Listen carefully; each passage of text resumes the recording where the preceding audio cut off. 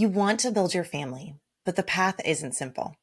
IVF fails, the idea of surrogacy or egg donation feels overwhelming, and you don't even know where to start. But what if instead of confusion and fear, you could move forward with confidence and even joy? I felt like a failure. I felt like I can't do any of the Mm, things that women are supposed to do. Um, but I also was like determined to be a mom. that's Christy. She's turned heartbreak into hope and built her family through surrogacy and egg donation. With an egg donor, it may feel daunting in the beginning, but once you have your baby, I never think about that. I never look at her and think, well, she was a donor egg. In this episode, Christy shares how she navigated the overwhelm, embraced the process, and discovered that surrogacy and egg donation don't just bring children into the world, they bring a bigger circle of love and lifelong friendship. I can't wait for you to hear Christy's story. Enjoy. Okay, take us back to the beginning when Okay. you first kind of realized that motherhood was going to include an egg donor and a surrogate. How did kind of that make Well, the you surrogate came feel? What was first, that like? oddly, There you go. because we had been making embryos and, trucking along, but I just couldn't stay pregnant. So we Mm-hmm. just thought we were going to keep going and going. But we had like a trigger shot that failed. We had like a perfect cycle, and then no embryos came to fruition. And our Mm. doctor basically looked at us and was like, "Look, I know you don't want to hear this, but I think while you can still make embryos, you should do surrogacy." And so we were like, "What?" I mean, I didn't even. I guess I just thought we'd just keep doing it until it worked. And so we were like, "Okay." So we had. I felt like the bottom got dropped out, honestly, because I just hadn't prepared myself for what that step would be like. But I Yeah. like prayed specifically for like guidance and God winks. I was like, I just need to know that I'm going down the right path. Because some people were saying, like, Mm. well, you should keep trying, keep going, keep going. And like, how are you feeling? I was like, I just want to be a mom. I need to get to the next right place. And so it turned out, as you know, when you Google surrogacy, 1,000 websites come up. I still get ones from companies from like 5 years ago that are like, "Have you found a surrogate?" I'm like, "Oh, we're done with that," you know. But yeah, and it felt very like, how do I choose? And so I had sent in like my application or whatever to several places, and then I kind of felt like I got to stop for a minute. Like I don't know what to do. There's some in New York. I Mhm. mean, there's some in Florida and California. I was like, I don't know what to do. And so then that was when Gail, is she still there? Gail is not. She is Okay. off being a grandma. But yes, Oh, no. I wonderful. mean, I know it's so amazing. But yes, Gail is, I mean, she's just I always describe her voice as like anytime you talk to her, it's like hearing a Hmm. hug. Yes, it felt like that's so true. Um, so I had a Zoom call with her on like a Thursday, and my best Mhm. friend texted me and said, "I know you're looking at agencies. I know you're overwhelmed, but my sister knows somebody that works at an agency." And I was like, "Oh, great," because I know nobody. And so Mhm. I called her sister, who's like my sister, and she was like, "Her name's Gail. She works at this place. It's in Texas." I was like, "Oh, I have a meeting with her on Thursday." And she's like, "No way." And so I felt like that was a God wink that I was in the right place. And then Mm. um, we were assigned a Meg, who ended up being my friend from high school's college roommate. Never knew This world is too that. small. Oh my So small. goodness. She was like, she's wonderful. She'll take great care of you. And and then we found our precious surrogate Debbie, actually, who was signed up through Surrogate Solutions. So she came, she got medically cleared. We were like so excited, like finally. So while she's getting all of her clearance and we're doing our evals, we were like, we'll do another retrieval cycle. She comes in, the doctor's about to start her on medicine. This is like one of those days, like I can't tell you what I ate for lunch yesterday, but I Mhm. remember this day from top to bottom. And the doctor came in and he was like, we were, we'd had 8 embryos on day one, so we were so excited. This was like day 3, and he was Mhm. gonna just check everything, and he was real defeated. And I was like, "Are you okay?" And he was like, "Yeah, I'm really sad for my friend." I was like, "Oh, who's your friend?" He's like 75. I thought somebody had died. And he looked at me and I was like, "Oh, I'm your friend." And he was like, "Yeah, we we have one embryo left, and I don't think it's going to make it to day 5. And I mean, Oh, I wow. felt like the bottom dropped out. We were like expecting, we're about to start. I was crying. Debbie was crying. This is only our second time to meet. I immediately thought, well, she's not going to stay because she could help another family. Who knows how long it'll take us to find to be able to get an embryo. And Hmm. so we both left, and she's like, hey, I'm in this. Like, I will wait. And I was like, I don't want you to have to wait. I feel so bad. But we had like this 6-month window that I felt like we kind of agreed upon. So I was feeling frantic. Like, we finally found a good match. People had said it could take 6 months to a year to find a surrogate match. So I didn't want to lose her since it happened so fast. And so we did one more retrieval, had the same result. And we had been getting embryos for Mm. 4 years. It was the craziest thing. And our doctor was like, egg donor. And I was like, no. I mean, I hadn't even thought that was an option. Yeah. So, Debbie waited, and I came home that night. I called Meg, and I was frantic, and I was like, I don't even know where to start with an egg donor. She was like, well, we have a sister agency. We got you. And I was like, oh, good. Because I had like on the way home looked at like, of course, if you Google egg donors, all of these huge banks, and it felt so out of control to me. And I thought you had to do a Hmm. frozen because I didn't know that there was an option to do a fresh cycle. So I was so relieved to know that like maybe they wouldn't be farmed out to hundreds and hundreds of people. Maybe she would. Maybe she'd do it for a million different families. Now we got really lucky. She only did it for us, and she doesn't want to do it again.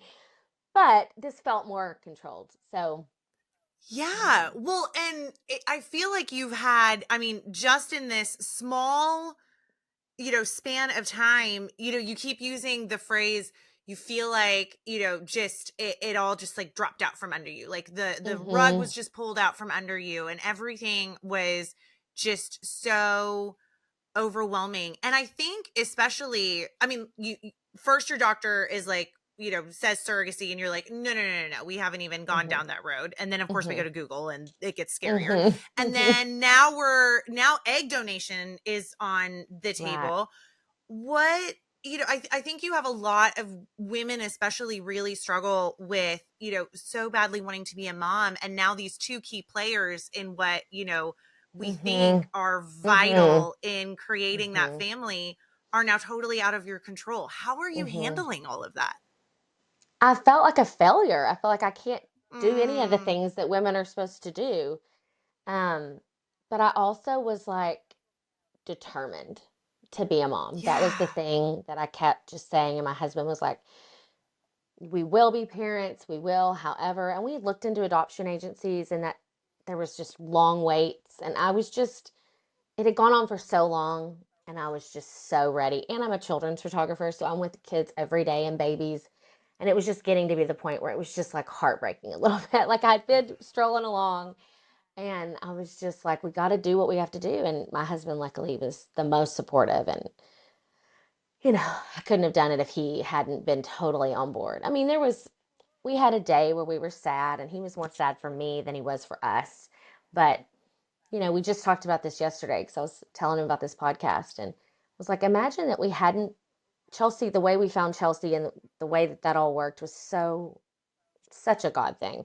Imagine if we hadn't picked her and all those other embryos had taken, like we wouldn't have, our pride and joy, our little Nellie. And he was like, I can't even imagine. Like she's so perfect. And, so Yeah. I love that though, because I mean, spoiler alert, it all comes full circle and is beautiful and yes, amazing. yes.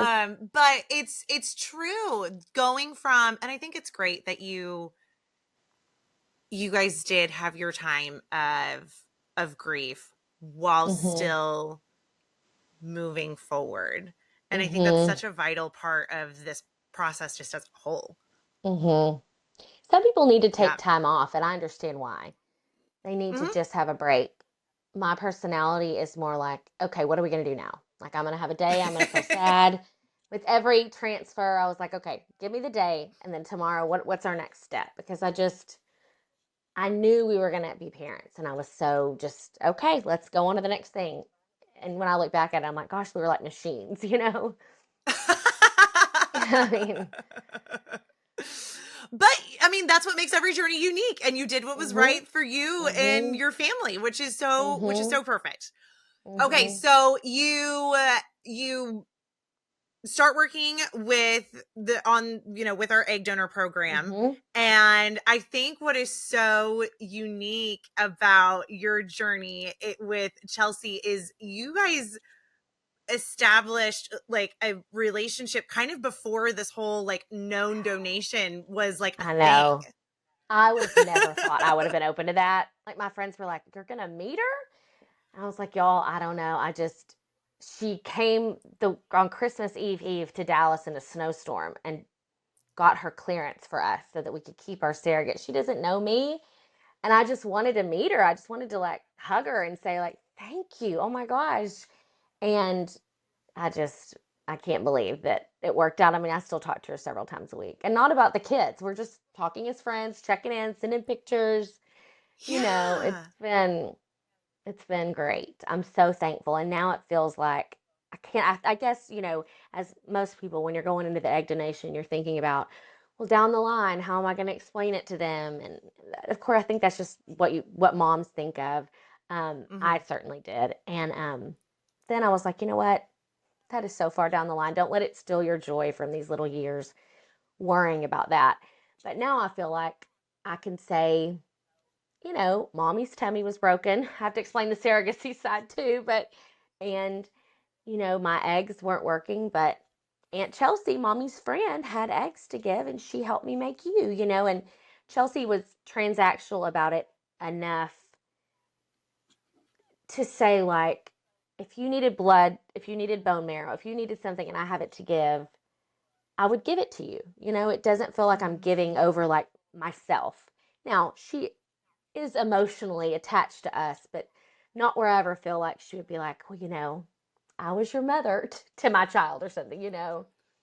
So, Right, so I right. felt, Well, and and I think that's I think that's a worry for a lot of people when it comes to this mhm, idea of known and, well, let me go back because I think there is a huge push for going about a known egg donor cycle because you do need information, particularly when it comes to mhm, medical records and things like that. mhm, But you guys went beyond that and have mhm. a relationship.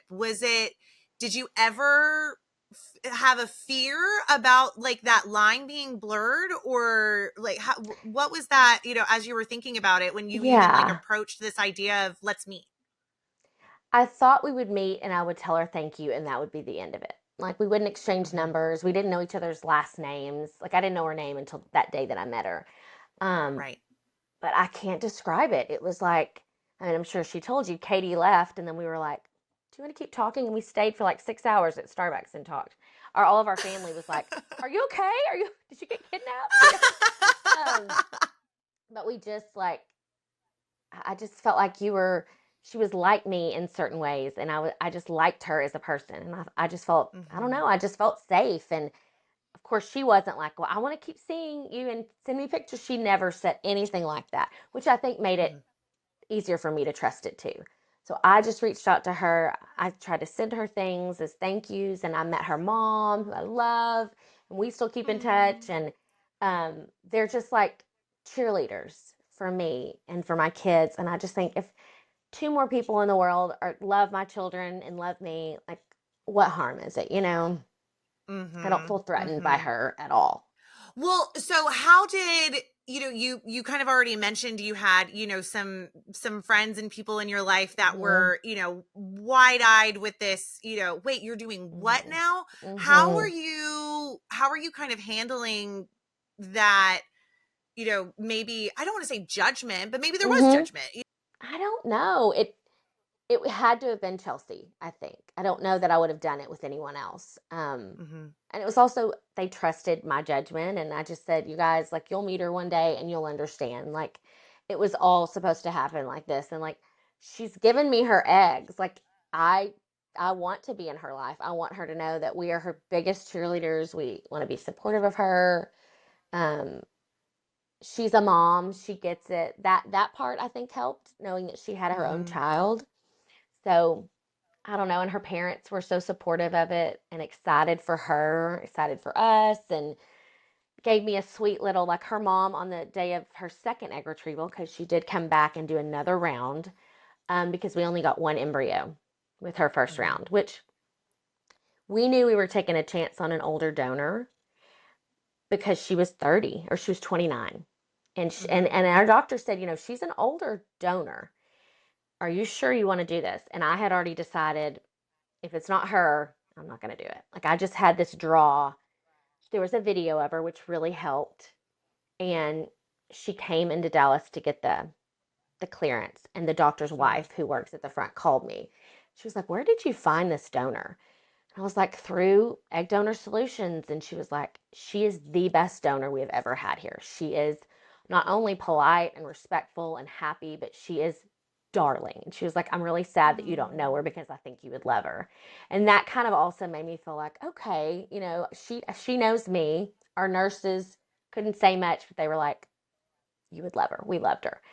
And Oh. so then she had a great cycle. Like she had 10 beautiful eggs. She retrieved 8. They all fertilized on the first day. And then at day 5, there was one embryo left. And we were disappointed because Debbie had offered to carry twins. She wanted to. And we were like, oh my gosh, this may be our only shot. So how wonderful. And so we were disappointed, but also ecstatic that we got one. We were just expecting more because it was a donor cycle. And we didn't test it. So it was fun to find out what we were having. And then after we were pregnant with Nellie, we were like, we tried another doctor. And she was like, I want to try it again. And so she did. And then she had a totally different experience. And she got a little overstimulated, but she got like 5 other embryos. And then Debbie came back and wanted to carry twins, and we implanted 2 embryos, and now we have twins, which is crazy. We'll get right back to the show, but I wanted to take a quick moment to speak directly to those of you dreaming of growing your family. For the past 18 years, we at Egg Donor and Surrogate Solutions have had the privilege of walking alongside hopeful parents, guiding them through egg donation and surrogacy with empathy, expertise, and personal experience. Many of us on the team have been intended parents or surrogates or egg donors ourselves, so we understand just how important this journey is. Whether you're just starting to explore your options or ready to take the next step, we're here to help. You can schedule a free 15-minute call with our team at createahappyfamily.com to get your questions answered and see if we're the right fit for your journey. You don't have to figure this out alone. This is your invitation to learn more and take the next step toward the family you've been dreaming of. All right, let's get back to the show. Oh no, So crazy such a and miracle. so beautiful. No, really. Mm, It's yeah. yes, it is. It's so beautiful. I think so one of the things that, again, I think just highlights how special this, trio Mm-hmm. is you guys, I mean, you guys did a maternity shoot together. So Debbie and Chelsea Yes. even, got to meet, which I mean Yes. is just, Loved each they other. are such beautiful images and they're so Mm-hmm. powerful. Can Mm, you I just kind of know. describe to me just how that day, just what that day meant to you? It was really emotional, more than I thought it would be. I mean, I was so happy that they were getting to meet, and but honestly, those 2 people are so selfless, obviously, from what they're Mhm. doing, but they were so invested in my experience. And I'm sort of somebody that wants to take the back seat, like, no, no, no, it's about you guys. But they were like, no, no, no, no, this is about you and celebrating this baby that's yours. And they are just, it was so fun. It was, and Meg was Yeah. there, and um, Melissa was there, and it was so fun. We had the best And I coordinators ever. Oh, the best. And I love that, from feeling, like you're, gonna miss out, for lack of a better Mm-hmm. phrase, on, certain parts of becoming a mother, to getting to have kind of that beautiful moment of, that Mm-hmm. maternity shoot and getting Yeah. to, highlight that. Mm-hmm. It's It beautiful. was neat. Yeah, it was. Very thankful to have those, even to just like have a visual to explain to the kids, like, this is who helped create you, and you know. Yeah. Yeah, No, absolutely. very How have full. those relationships evolved over time? Because you've even said, oh gosh, yeah, Chelsea and I, talk to each Yeah. other a couple days a week and it's not even about the Mm-hmm. kids. No, and Debbie and I talk a lot. I just texted with her yesterday. We send pictures of the kids and kind of keep up with, birthdays and holidays. And, um, they'll be in our lives forever. She drove down from Houston and came to Nellie's birthday party, and um, they're a part of our lives. And I think because we did it twice, I Mhm. really full bonded to her family. And her kids were some of the first ones to hold the babies. And it was so sweet. And yeah, we had a baby shower and she came, and my family feels like she's part of our family. That's perfect. Hmm. What helped you stay confident and proud of your journey, even if others didn't fully understand? I was proud of my husband and I for not giving up, honestly, because I mean, financially it was a strain, and even emotionally it was a strain. And because you've been on a side of it, I felt like we couldn't plan for the future, even a month in advance, because of all the things that were so out of our control. And there were times where I was like, I can't live like this. Like I don't know what tomorrow is going to bring, and it's driving me crazy. So I'm proud of our faith journey. It definitely brought us closer and brought our relationship with God closer. And I think I'm proud of us for kind of keeping the noise out and just keeping our eyes on the prize of knowing that we are going to be parents somehow, some way. Yeah, it's really hard to keep the noise out. Mm-hmm. Very hard. Very hard. I was just going to say people getting pregnant around you and it coming so easy, and everybody's got opinions about go on vacation, eat this, do this, and Mm, everybody's journey is so different. And that it also taught me that, like, if somebody's talking about having a baby, I'm just like, go you, however you're doing it, we're praying for you because it's a lot no matter how you're doing it. yeah, for sure. It's so funny. I I tell my kids, they've had aunts, get married, and they Hmm. kind of all follow up with the question, well, when are they having babies? And I look at them and Yep. I go, not the question to ask. Nope, none of your business. But it's a You natural have no question. You do idea. me too. I mean, it's true though. Or you want to say, are you going to have another one? That's something I would say Hmm. before this journey. And now I really try not to say that, even though you're just being kind. Nobody means anything by it. Like, you know, and also to just Yeah.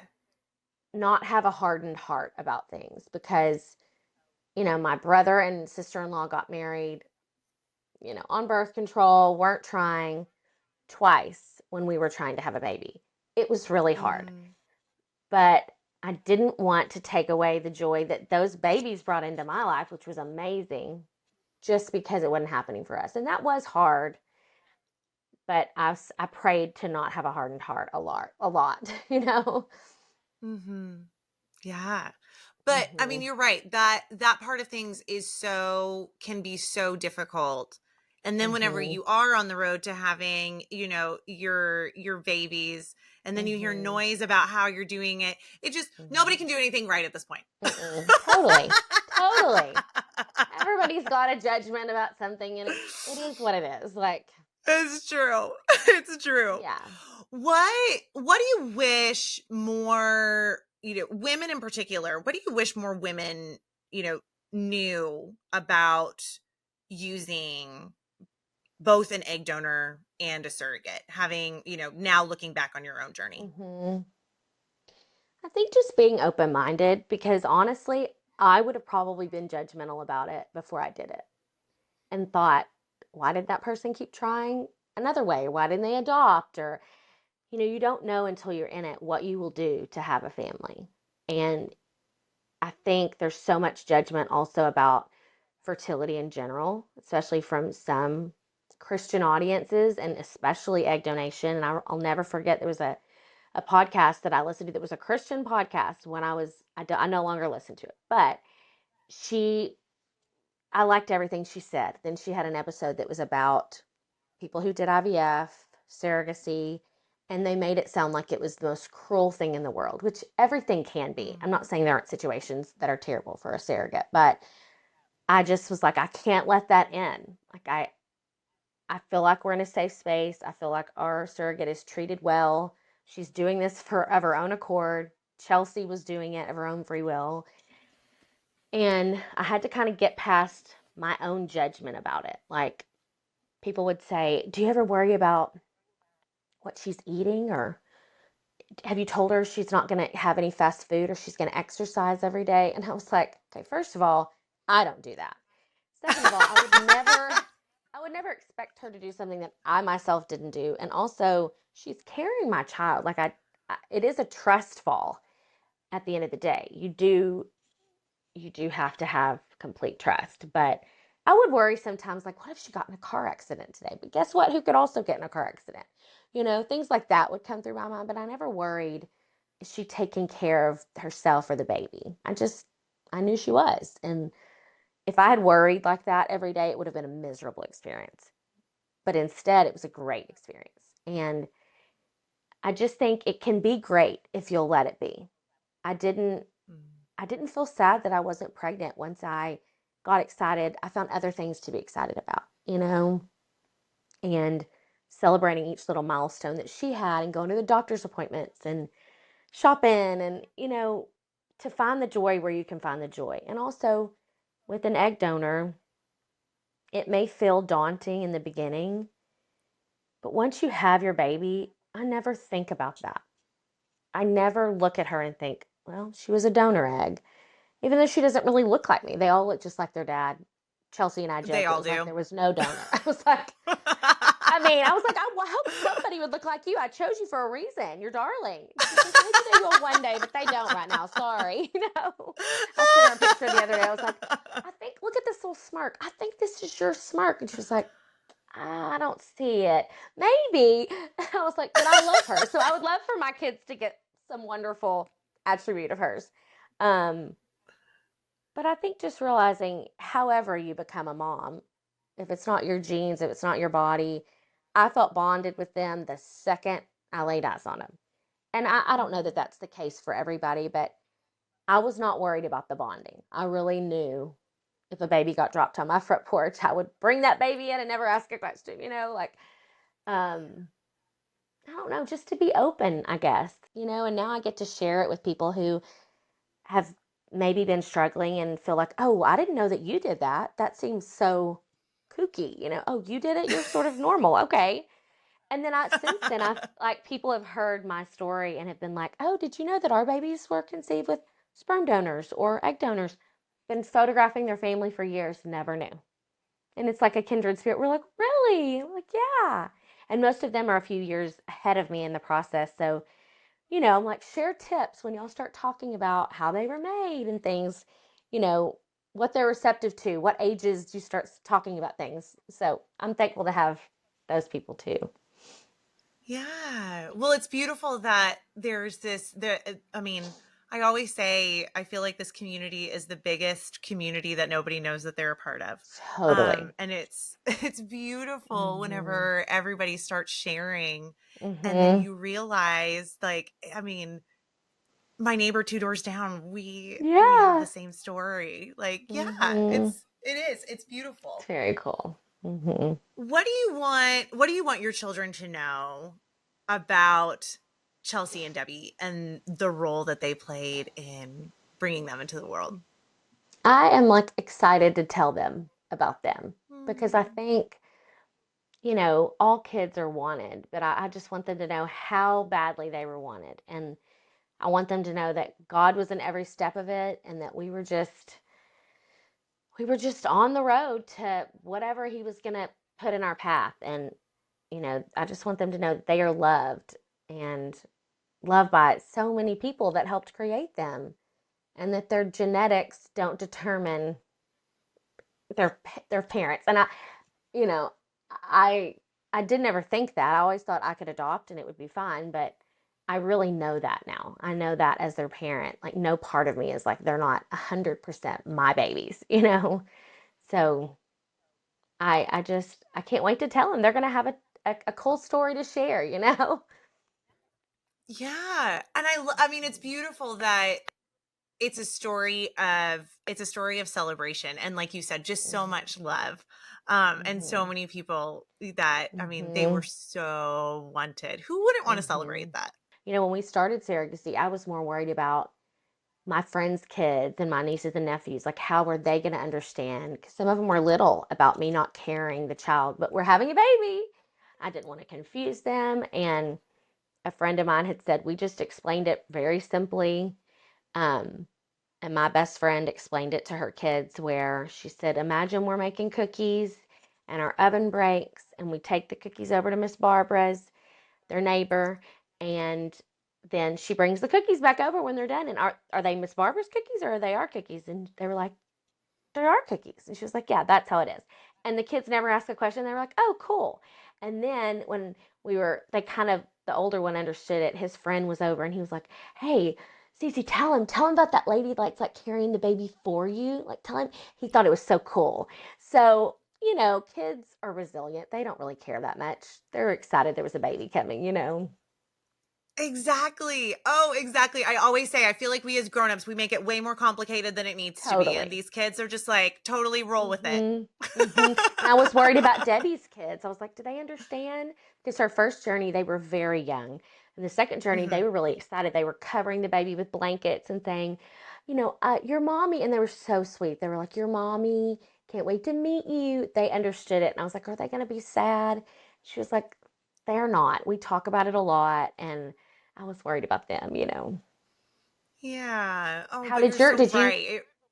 did you have Oh, kids go ahead. when you did it?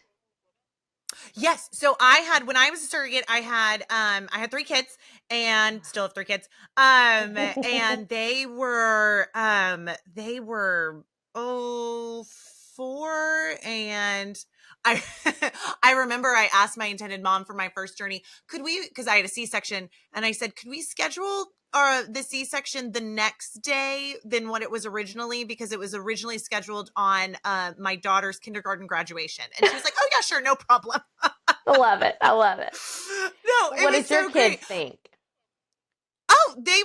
That's Miss Pam and Mr. Tim's, babies. And they were so good about, oh my gosh, I'll never forget it.